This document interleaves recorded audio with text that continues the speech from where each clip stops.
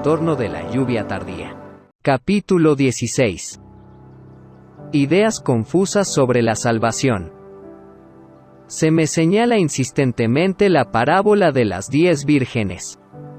Las noticias se extendían rápidamente, incluso en una época anterior a las telecomunicaciones.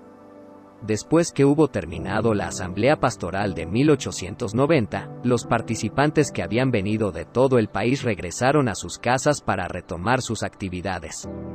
A pesar de los deslumbrantes informes publicados en la Review, muchos percibían a través de informes de los propios presentes que todo no había ido bien.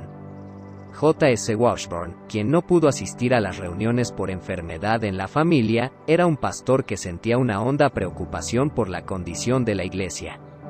Había sido ricamente bendecido el año precedente durante los encuentros campestres de reavivamiento en Ottawa, Kansas, y seguía viviendo en aquella bendición.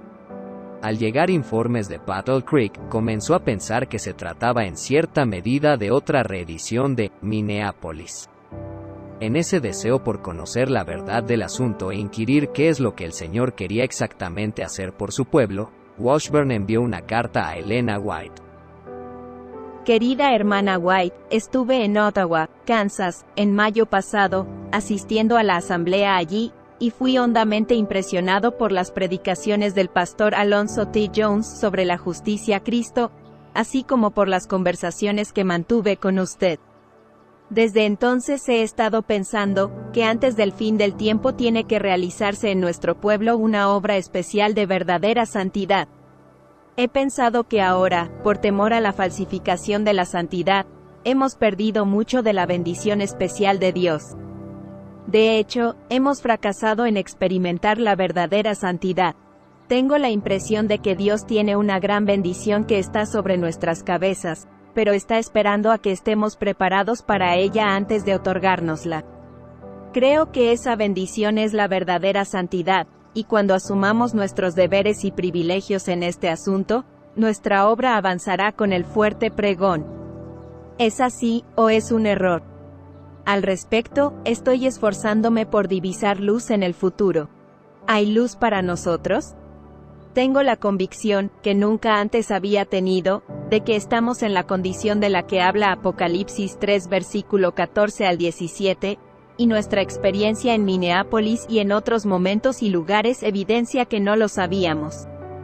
Y que allí y a partir de entonces Cristo nos está aconsejando comprar el oro y las vestiduras blancas, y ungir nuestros ojos con colirio.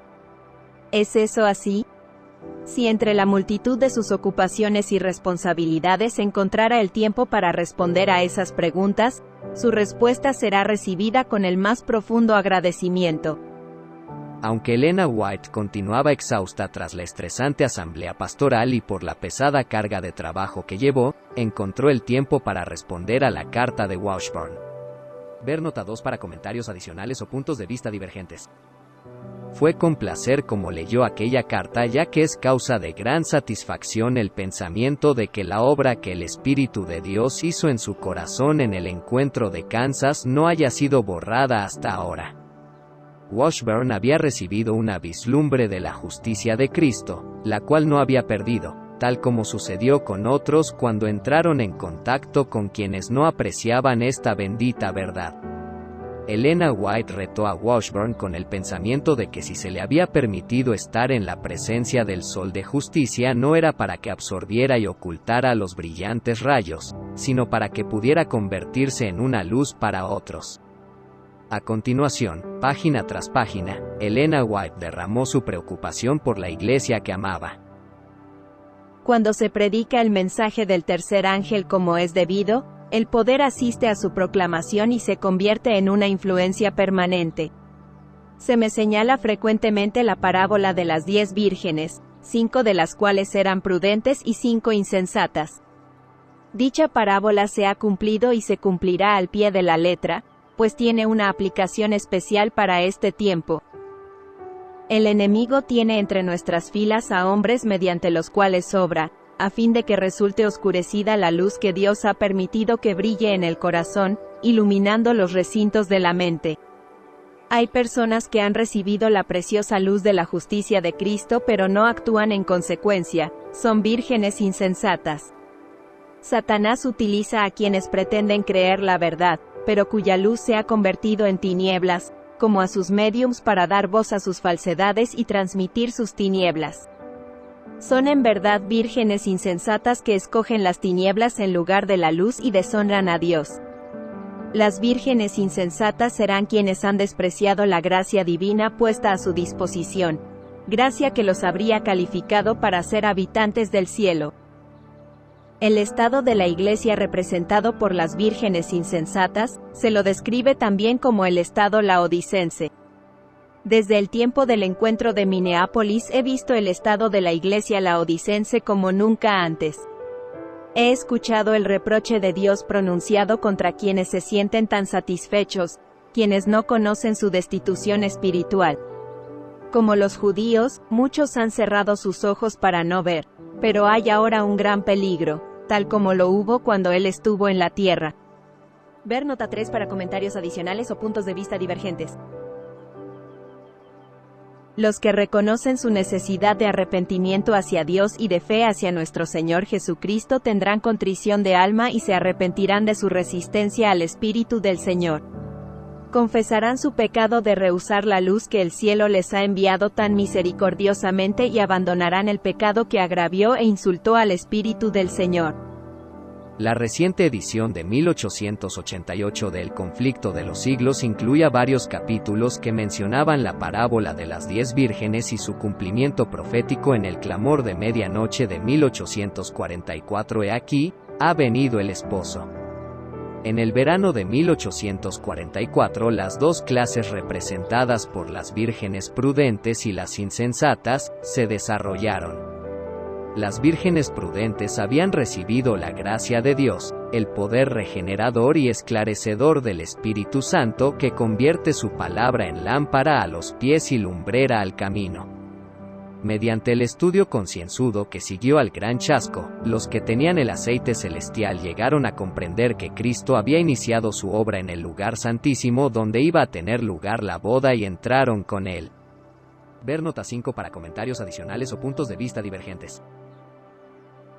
Justo antes de la asamblea de la Asociación General de 1888, Elena White recibió información mediante un sueño, a propósito de que había llegado el tiempo en que tenía que medirse el templo y sus adoradores. Todo el cielo estaba en actividad.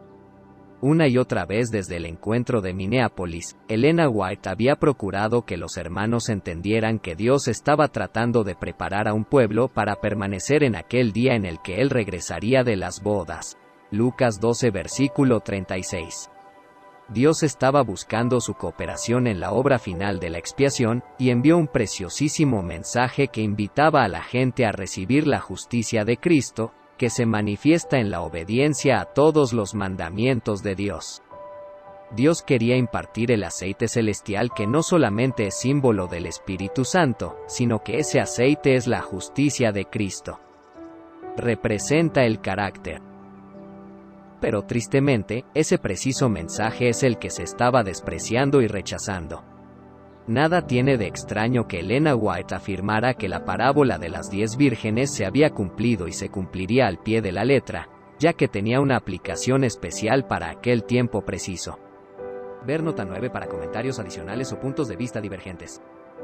Los que han despreciado la gracia divina, y los que reciben la luz preciosa de la justicia de Cristo, pero no actúan en consecuencia, están representados por las vírgenes insensatas.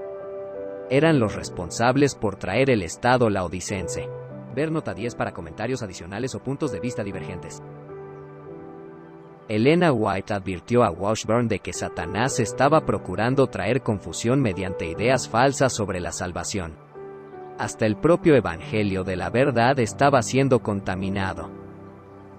¿Somos vírgenes prudentes, o se nos habrá de clasificar entre las insensatas?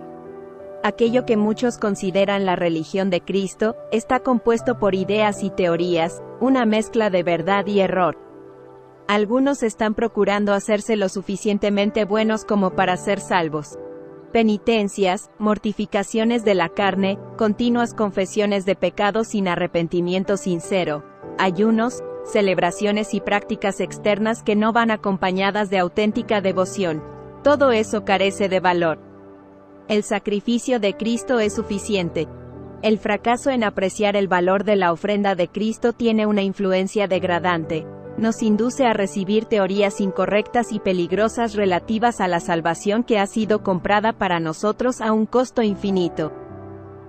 La razón por la que las iglesias son débiles, enfermizas y están a punto de morir es porque el enemigo ha lastrado a las almas temblorosas con influencias que llevan al desánimo.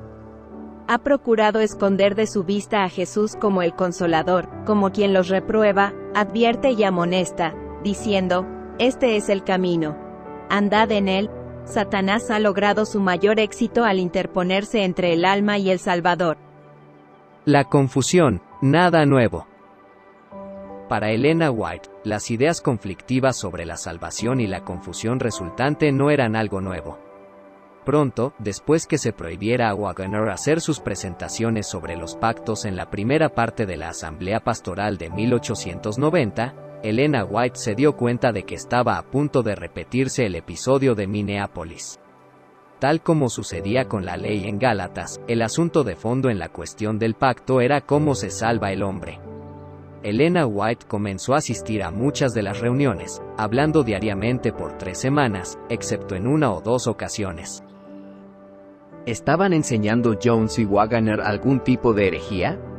¿No tenía el hombre un papel que desempeñar en su salvación? Elena White abordó ese importante tema por varios días en sus charlas matinales. No se anduvo con rodeos al ir al centro de la cuestión: ¿cuáles son las condiciones de la salvación? Se suscita la cuestión: ¿cómo sucede? Es mediante condiciones, ¿cómo recibimos la salvación? Nunca hay condiciones para ir a Cristo. Y si vamos a Cristo, entonces, ¿cuál es la condición? La condición es que mediante una fe viva nos aferremos total y enteramente a los méritos de la sangre de un Salvador crucificado y resucitado. Cuando hacemos así, estamos obrando las obras de justicia. Pero cuando Dios llama al pecador en nuestro mundo y lo invita, ahí no hay condición. Resulta atraído por la invitación de Cristo y no hay tal cosa como: tienes que responder, de cierta manera, a fin de venir a Dios. El pecador viene, y al venir y ver a Cristo elevado en la cruz del Calvario, que Dios impresiona en su mente, hay un amor mayor del que cabe imaginar, al cual se ha aferrado. ¿Qué sucede entonces? Hay arrepentimiento para con Dios, y luego, hay fe en nuestro Señor y Salvador Jesucristo, quien puede pronunciar el perdón sobre el transgresor. El diablo ha estado obrando durante 1 año para borrar esas ideas, la totalidad de ellas. Y cambiar las antiguas opiniones toma un arduo trabajo. Creen que han de confiar en su propia justicia y en sus propias obras, y continuar mirándose a ellos mismos, no apropiándose de la justicia de Cristo ni trayéndola a la vida y a su carácter. Sí, el hombre tiene un papel en su salvación. No debe luchar contra la atracción a la que invita la cruz del Calvario. Ha de resultar transformado contemplando, y mediante una fe viva se aferra total y enteramente a los méritos de Jesucristo. Fue en aquel tiempo cuando Elena White escribió su manuscrito 36 de 1890. Con toda probabilidad aquel manuscrito se basó en sus charlas matinales dirigidas a los pastores reunidos en Battle Creek durante la asamblea pastoral. Se angustiaba al comprender que la mayoría de los obreros enviados a la labor, ellos mismos no entendían el plan de la salvación, ni en qué consiste la verdadera conversión. De hecho, están en necesidad de convertirse. Los pastores necesitaban que se los iluminara y educara para centrarse de una forma más particular en temas que explican la verdadera conversión. El problema era que desde los púlpitos han estado predicando hombres no convertidos.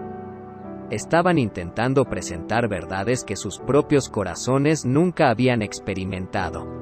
Sin embargo, cuando Dios envió un mensaje que contenía el remedio divino para la condición lamentable del ministerio, los hermanos respondían con observaciones triviales, y hablaban tan imprudentemente de las verdaderas ideas de Jones y Waggoner. Elena White no podía hacer otra cosa excepto llorar, al pensar en los que estaban bajo el hechizo de Satanás. Ver nota 15 para comentarios adicionales o puntos de vista divergentes.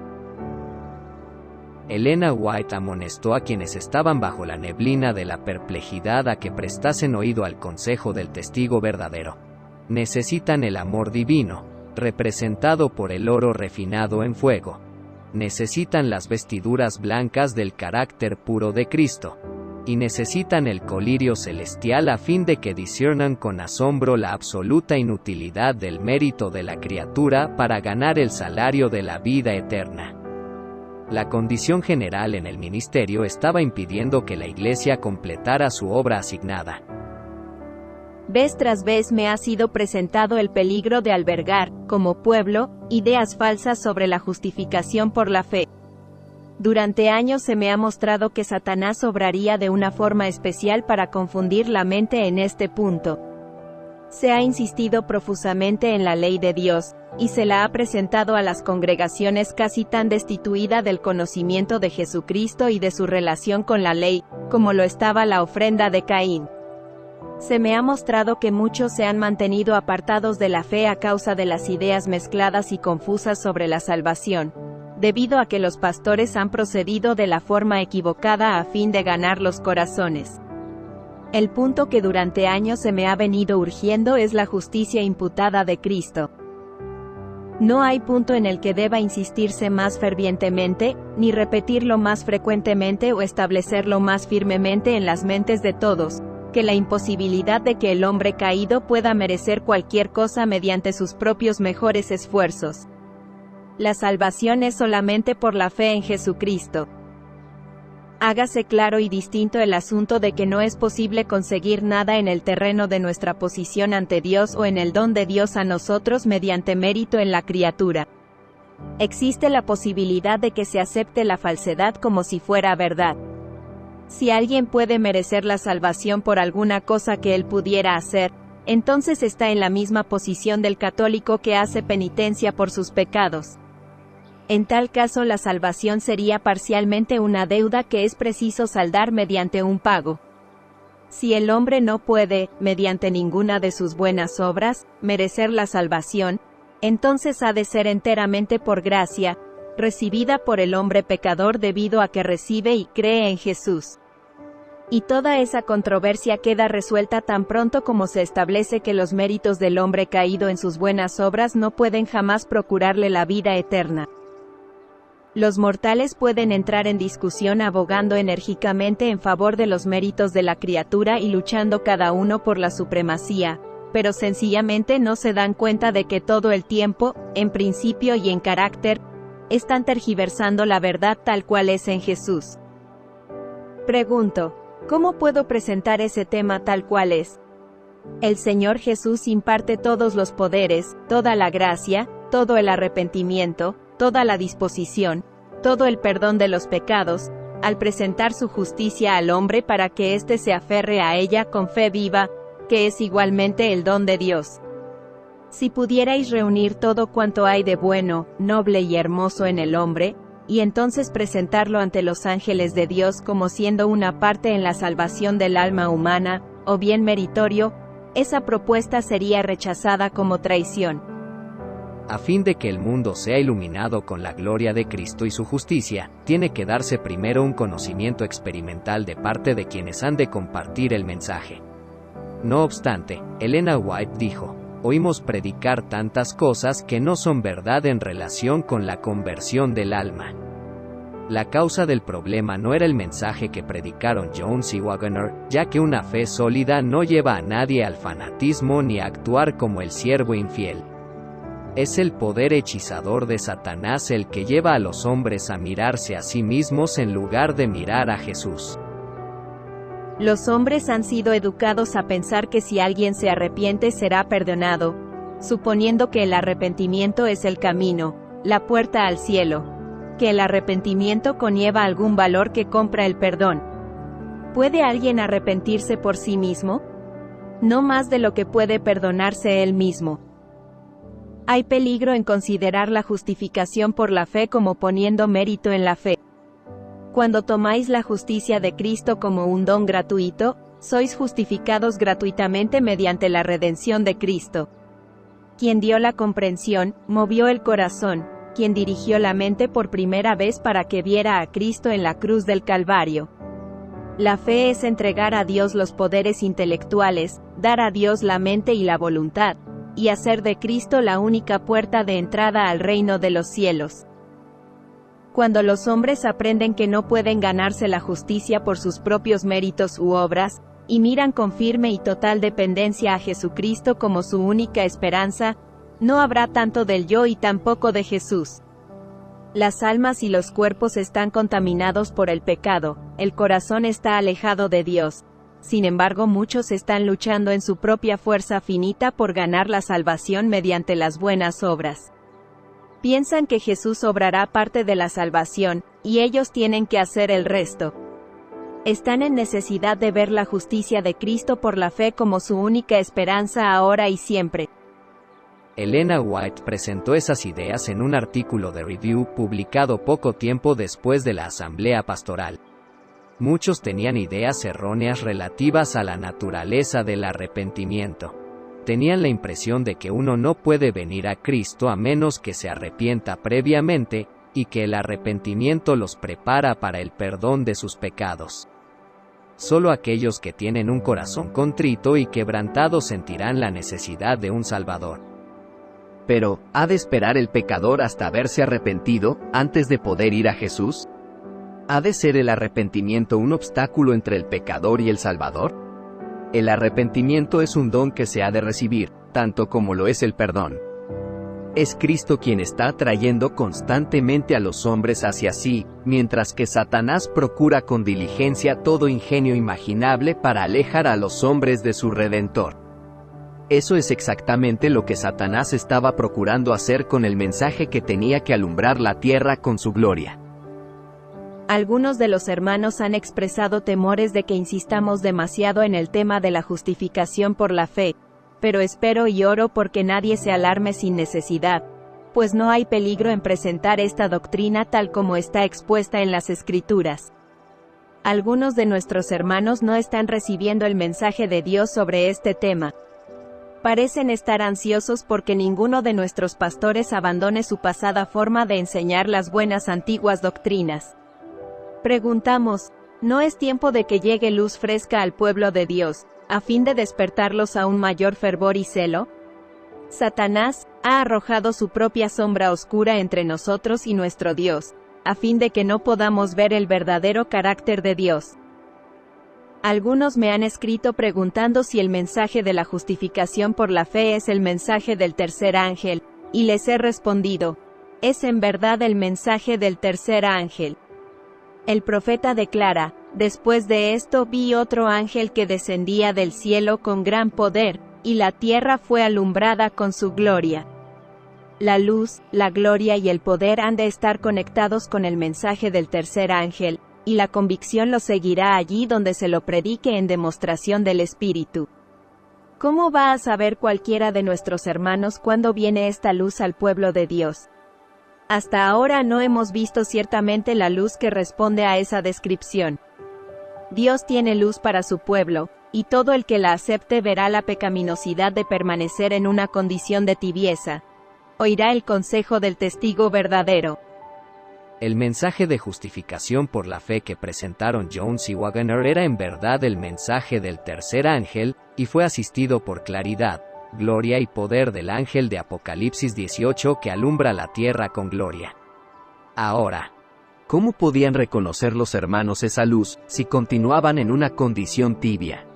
Su estado era tal, que no podían ver la luz que responde a esa descripción. En consecuencia, Elena White había declarado solemnemente con anterioridad, una cosa sé, que nuestras iglesias están muriendo por falta de enseñar el tema de la justicia por la fe en Cristo, y de verdades similares. La ley y el evangelio combinados. Una de las grandes inquietudes que los hermanos tenían con lo que estaban enseñando Jones y Waggoner era el temor a que la ley moral resultara menoscabada, descartando así el sábado, el mensaje del tercer ángel y la razón misma para la existencia de la Iglesia. Sin embargo, Elena White estaba segura de que el mensaje de Jones y Waggoner no menospreciaba la ley, sino que combinaba la ley y el Evangelio de tal modo que, de ser comprendido, alumbraría la tierra con su gloria. Ver nota 20 para comentarios adicionales o puntos de vista divergentes. En repetidas ocasiones se refirió a esa combinación vital como respuesta a toda la confusión y extremismo existentes, tanto dentro como fuera de la Iglesia.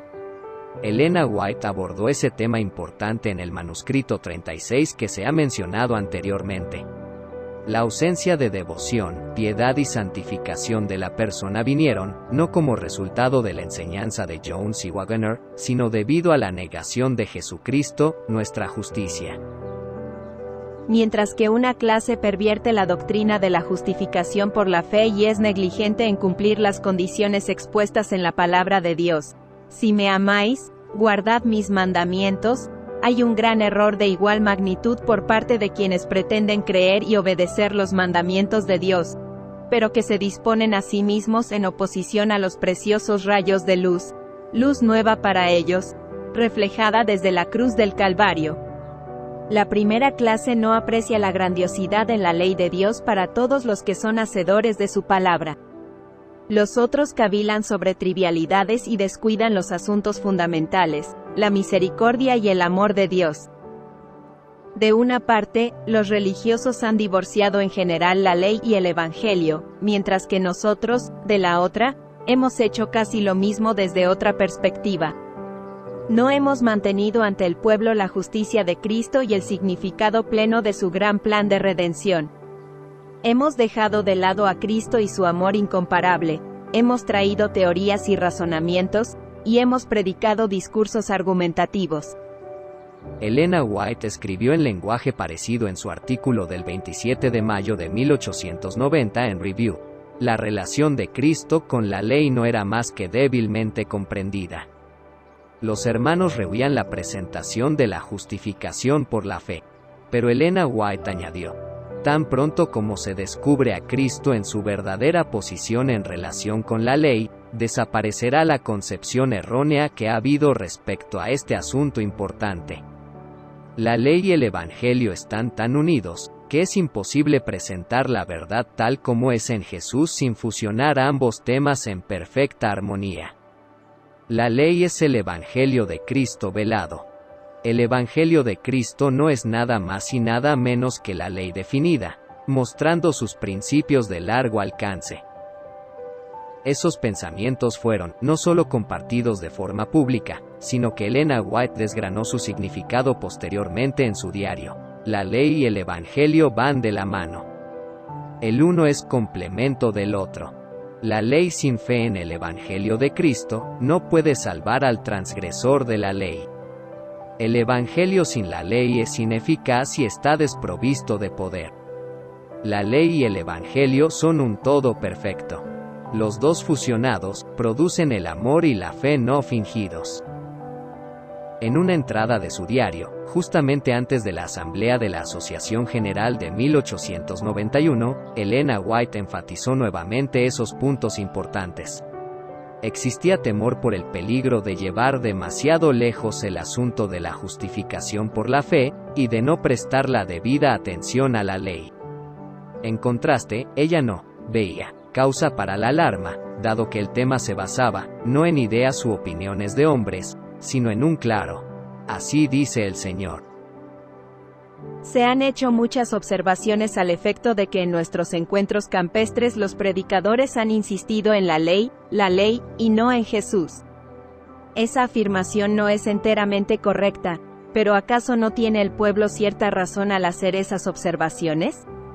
Muchos de nuestros pastores simplemente han sermoneado, presentando las cosas de forma argumentativa y apenas mencionando el poder salvador del Redentor. ¿Por qué no se lo presenta al pueblo como el pan vivo?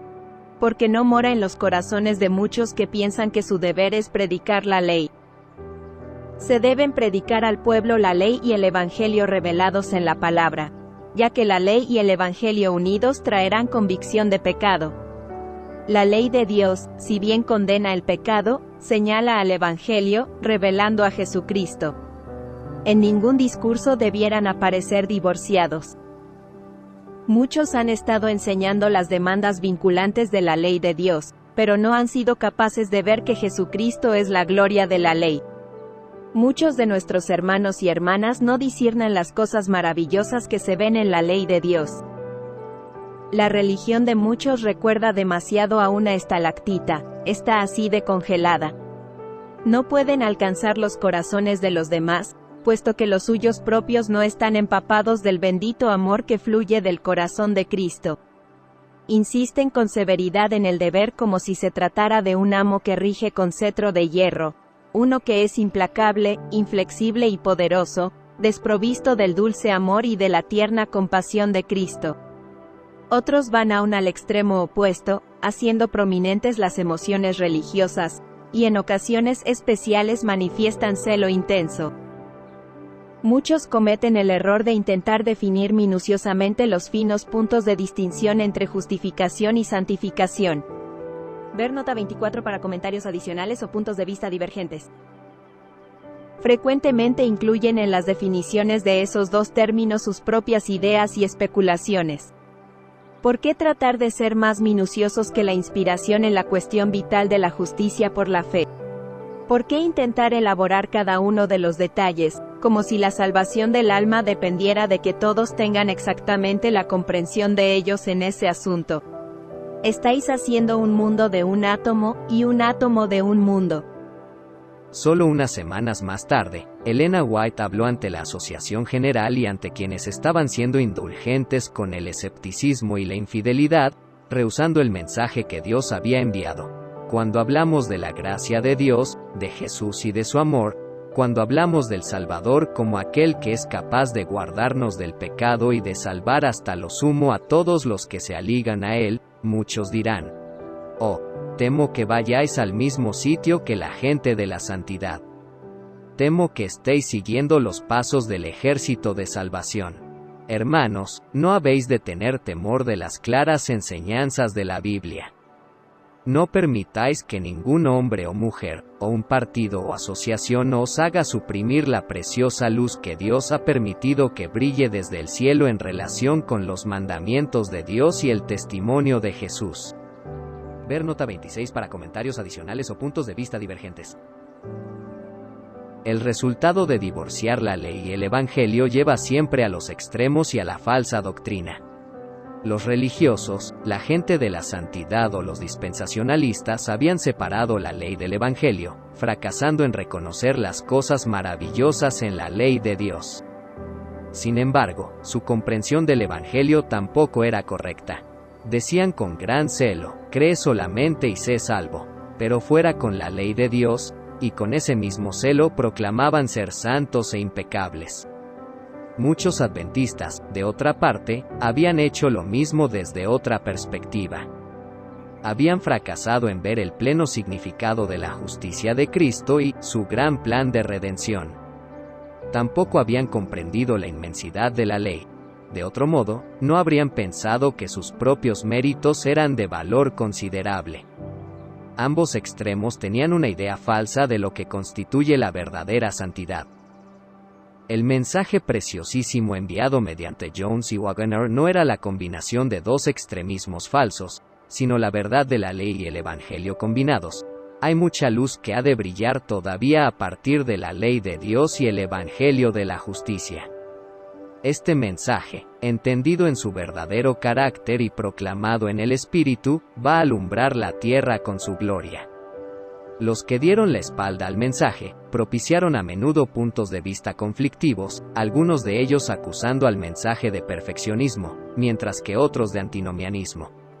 No obstante, el verdadero mensaje fue una comprensión más clara, tanto de la ley como del Evangelio en su gran poder al estar combinados. Se trataba de un mensaje completo que debía recibirse mediante una genuina fe viva que inevitablemente obraría por el amor. El mensaje no llevaba ni al liberalismo ni al legalismo, al antinomianismo ni al perfeccionismo. Culpar al inocente.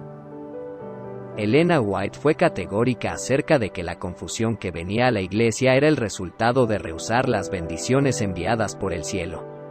Pero otros no estaban tan seguros. La semana en que Washburn escribió a Elena White preguntando acerca de lo que ocurría, Dan Jones estaba asistiendo a una asamblea pastoral en la ciudad de Kansas, unos 100 kilómetros al norte de donde habían tenido lugar las reuniones de reavivamiento en Ottawa, Kansas, el año precedente. Observó que algunos de los mejores pastores en el estado se encontraban bajo una nube y en el camino del desánimo. Dan Jones atribuía tal desánimo a las ideas exageradas que habían recibido de lo que nuestros hermanos, Jones y Waggoner, habían enseñado sobre el tema de la justificación por la fe. Los pastores, desanimados, habían recibido la idea de que ahora tomamos la posición de que hemos de estar en una condición en la que no pecamos, que debe desecharse enteramente todo pecado.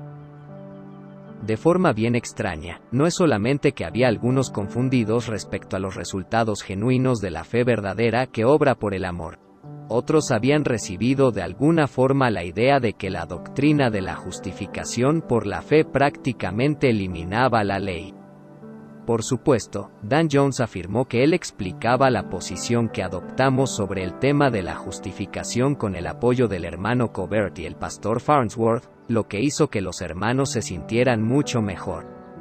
Informando unos días después a R.C. Porter, Dan Jones compartió más acerca de sus inquietudes y de sobre quién creía que recaía la culpa. Se ha esparcido el rumor, ignoro cuánto crédito se le debe dar, de que la hermana White está llevando un testimonio contra el hermano Smith y el hermano Butler, que está agitando al capitán Eldridge.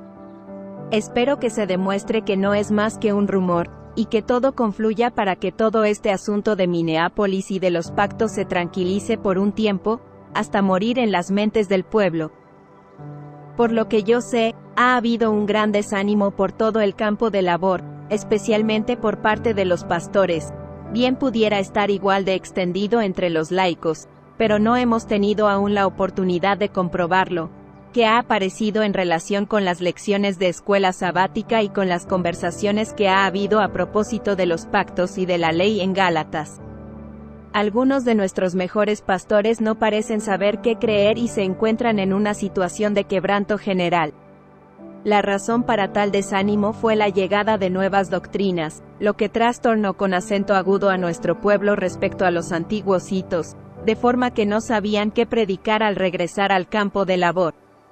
Al desechar doctrinas antiguas y aceptadas, y recibir otras nuevas, no sentían gran seguridad de que las que ahora aceptaban fuesen a ser desechadas en el futuro para tener que aceptar otras nuevas en su lugar. Veo que la agitación sobre la cuestión del pacto y la justificación por la fe no ha perdido nada de su fuerza al alcanzar las diferentes partes del campo de labor. Al contrario, ha ganado fuerza y ha adquirido rasgos objetables hasta el punto de que hoy la ven en una luz mucho peor de la que en realidad le corresponde. ¿Cómo me gustaría que los hermanos dirigentes se reunieran y resolvieran todas esas cuestiones entre ellos mismos, en lugar de traerlas ante el público donde la influencia se esparcirá y desanimará a los hermanos en todas las partes del campo de labor, debilitando sus manos en la obra que Dios les ha encomendado? Lejos de anhelar que los hermanos se arrepintieran, Dan Jones esperaba que los testimonios guardaran silencio. Deseaba que se reunieran y resolvieran el asunto, no dándose cuenta de que las dos reuniones especiales tenidas en Battle Creek habrían logrado precisamente eso si los corazones hubieran estado dispuestos a aceptar la evidencia. Dan Jones tenía una visión suficientemente clara como para ver que había problemas por todo el campo de labor, pero las tinieblas creadas por las chispas del fuego de su propia ti le produjeron ceguera respecto a la causa real. Él sentía que había un marcado contraste entre las lecciones de escuela sabática del segundo trimestre, escritas por Joseph H. Waggoner, y las que habían empleado durante el invierno, escritas por Elliot J. Waggoner. Las lecciones actuales, de Joseph H. Waggoner, están llenas de esperanza, fe y valor. Las disfruto extraordinariamente y sé que contienen alimento para nuestro pueblo en cualquier lugar. Cuán desafortunado me parece que las otras, de Elliot J. Waggoner, no hayan tenido el mismo carácter, Lo que encontramos en este mundo es una mezcla de bien y mal, frecuentemente con una gran preponderancia del mal. He llegado a la conclusión de que incluso entre los adventistas del séptimo día nos es necesario prestar oído al consejo del apóstol. Examinadlo todo y retened lo bueno. Si no resiste la prueba, se lo debe rechazar. Hacia finales de verano, Dan Jones estaba dispuesto a admitir a E.W. Farnsworth que si bien todos profesaban creer en la justificación por la fe, muchos, de hecho, estaban luchando en contra de ella. Fue también lo suficientemente sincero como para admitir que habían florecido sentimientos de celos como consecuencia de ver a tantos miembros hambrientos aceptando el mensaje que nunca antes habían oído o comprendido. También yo he pensado bastante en este asunto, y mi mente ha trabajado en la misma línea que la suya. He pensado una y otra vez, y he llegado a la conclusión de que la posición tomada por quienes no apoyaron plenamente el punto de vista de la justificación por la fe al mismo tiempo que profesaban creer plenamente en esa doctrina, equivalía en la práctica a oponerse a ella. Sé que no hay nadie dispuesto a reconocer que no cree en la justicia por la fe. Todos creemos en ella, y pretendemos apoyarla plenamente, pero tal como usted dice, no hemos simpatizado con quienes se han especializado en presentar ese tema al pueblo, y para nosotros ha resultado casi mortificante observar cómo el pueblo hambriento la recibe tal como se les ha presentado. No tengo inconveniente en confesar que mis sentimientos no han sido los correctos al respecto. No obstante, tan pronto como Dan Jones hizo esa confesión, comenzó a buscar excusas para sus sentimientos y acciones. No estaba todavía dispuesto a decir que había hecho mal, y el Dr. Waggoner, bien en el asunto de los pactos. Lo que más he criticado en el curso de acción de quienes han urgido el tema de la justificación y algunas otras cuestiones es el espíritu en el que se ha hecho. No puedo creer que se haya hecho en el espíritu de Cristo. Todo el tiempo he objetado más a eso que al propio contenido. Pero, quizá hemos mirado más a los hombres que estaban llevando a cabo la obra y a la forma en la que se la ha llevado adelante, que a la propia obra. Ni herejía ni fanatismo. Muchos de los que se opusieron al mensaje presentado por Jones y Waggoner vacilaban respecto a las razones de su oposición. En ocasiones era el contenido del mensaje el objeto de sus reparos, mientras que en otras ocasiones se aducía el espíritu de los mensajeros como razón para la oposición. Elena White dio respuesta a ambas objeciones. En un artículo impreso en Review al poco tiempo de la Asamblea Pastoral de 1890, Elena White expuso el pensar de quienes objetaban. Debido a que muchos sentían que no podían aceptar el mensaje de verdad que se presentaba, se volvieron contra los mensajeros procurando buscar faltas en ellos a fin de justificar sus dudas. Elena White dio una de sus más severas advertencias al respecto. El fuerte pregón no iba a ser comprendido, se llamaría falsa luz a la lluvia tardía. No os dispongáis como muchos de vosotros habéis hecho, aparentemente vacilando entre confiar en la justicia de Cristo y confiar en vuestra propia justicia. El engaño se ha cernido en algunas mentes hasta el punto de pensar que sus propios méritos tenían un valor considerable. Todos habrán de decidirse enteramente por Dios o por Baal. Dios ha enviado a su pueblo testimonios de verdad y justicia. Aquellos a quienes Dios ha enviado con un mensaje son solo hombres, pero ¿cuál es el carácter del mensaje que traen? ¿Os atreveréis a rechazar, o tomar a la ligera las advertencias debido a que Dios no os ha consultado vuestras preferencias? Dios llama a hombres que hablarán, que clamarán a voz en cuello y no se detendrán. Dios ha suscitado a sus mensajeros para que cumplan su obra para este tiempo. Algunos han dejado de lado el mensaje de la justicia de Cristo para criticar a los hombres y sus imperfecciones, debido a que no presentan el mensaje de verdad con toda la gracia y refinamiento deseables. Tienen demasiado celo, son demasiado entusiastas, hablan de forma demasiado positiva, y el mensaje que traería sanación, vida y bienestar a muchas almas agotadas y oprimidas queda hasta cierto punto excluido. Cristo ha tomado nota de todas las palabras duras, orgullosas y despectivas pronunciadas contra sus siervos, como si se hubieran pronunciado contra él. El mensaje del tercer ángel no va a ser comprendido. Los que rehúsen andar en su gloria creciente llamarán falsa luz a la luz que va a alumbrar la tierra con su gloria. La obra que pudo haberse hecho, va a quedar sin realizarse por parte de quienes rechazan la verdad, debido a su incredulidad. A vosotros que os oponéis a la luz de la verdad, os rogamos que dejéis de interponeros en el camino del pueblo de Dios. Se han enviado al pueblo de Dios mensajes que llevan las credenciales divinas. Sabemos que Dios ha obrado entre nosotros. No penséis que habéis captado todos los rayos de luz, que no hay mayor iluminación que haya de venir a nuestro mundo. Exactamente 3 meses después, Elena White volvió de nuevo a clarificar la razón de la confusión que había venido a la iglesia. No era el mensaje ni el espíritu de los mensajeros, sino el espíritu de los que estaban resistiendo. El espíritu de resistencia exhibido ante la presentación de la justicia de Cristo como nuestra única esperanza ha contristado al Espíritu de Dios, y a resultas de esa oposición se ha debido presentar ese asunto de la forma más ferviente y decidida, haciendo que se investigue profundamente el tema. Sabía que fueran tan sólidos, plenos, consistentes, en relación con el tema de la justificación por la fe y la justicia de Cristo como nuestra única esperanza. Me ha causado gran tristeza de corazón el ver que quienes debieran estar dando un sonido certero a la trompeta, para preparar al pueblo a que resista en el día del Señor, están en las tinieblas y han actuado como centinelas que bloquean el camino a fin de que el desorden que producen traiga confusión y malentendido. Satanás ve que es su momento para pasar al ataque.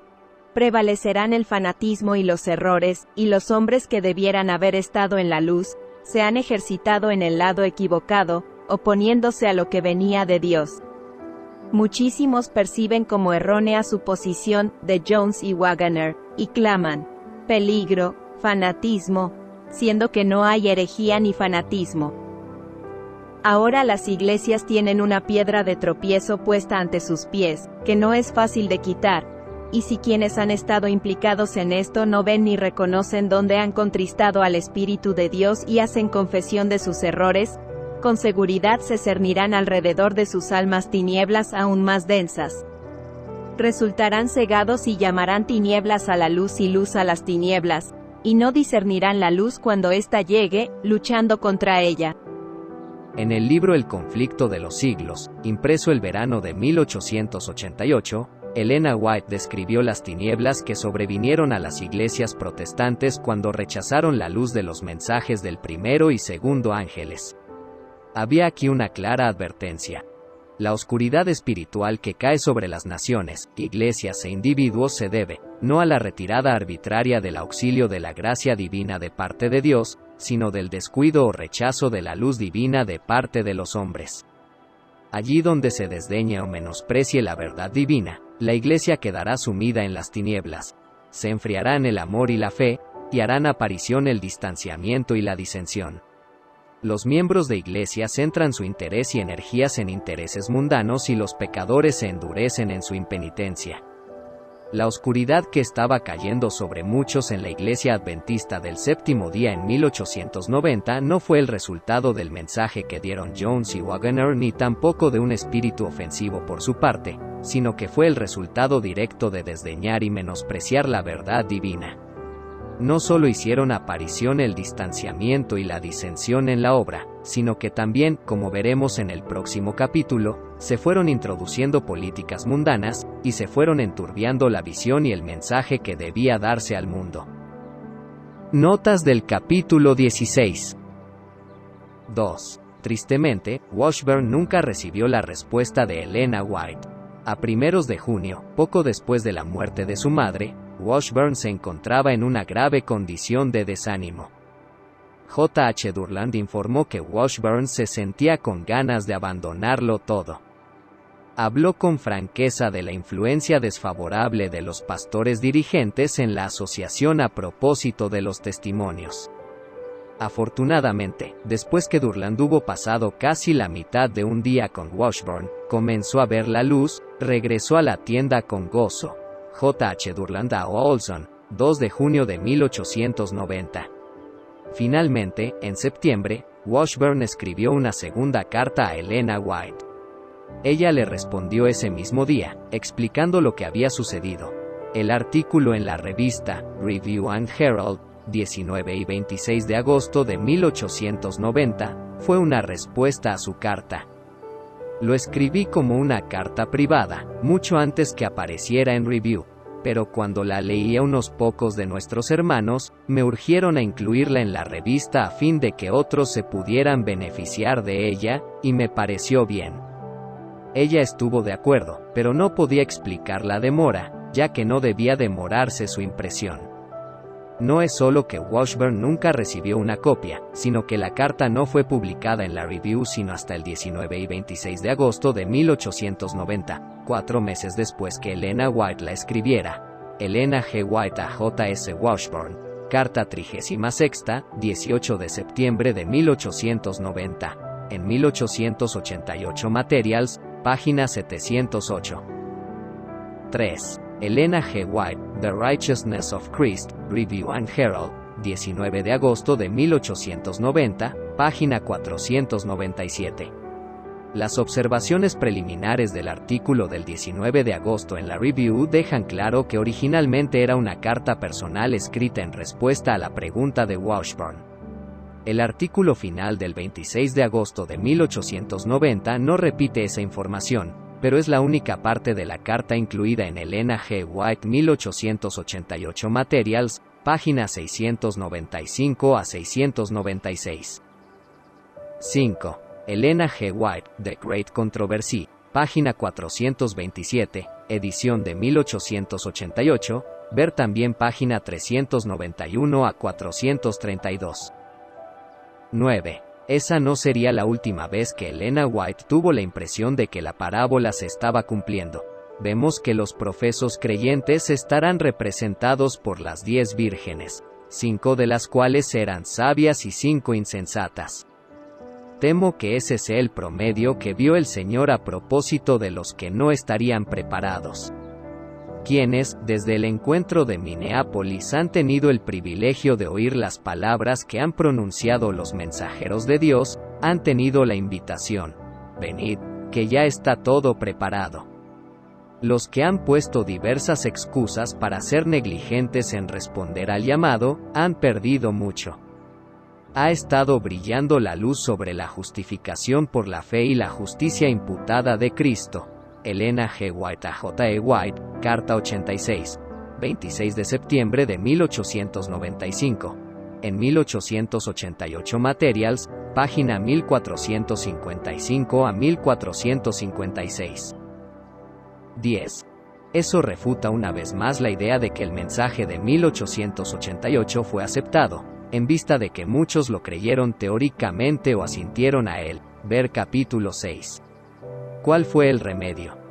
El mensaje que se nos da mediante Alonzo T. Jones y Elliot J. Waggoner es el mensaje de Dios a la iglesia de la Odisea, y hay de aquel que profese creer la verdad, pero no refleje a otros los rayos dados por Dios. Elena G. White a Uriah Smith, carta 24, 19 de septiembre de 1892. En 1888 Materials, página 1052. 15. Elena G. White, manuscrito 36, n. de 1890. En 1888 Materials, página 811. 821 a 822. Ese mismo manuscrito se publica en Faith and Works, página 15 a 28, Fe y Obras, página 12 a 27. No obstante, el orden de los párrafos es diferente al que se encuentra en 1888 Materials, lo que le da un énfasis ligeramente distinto.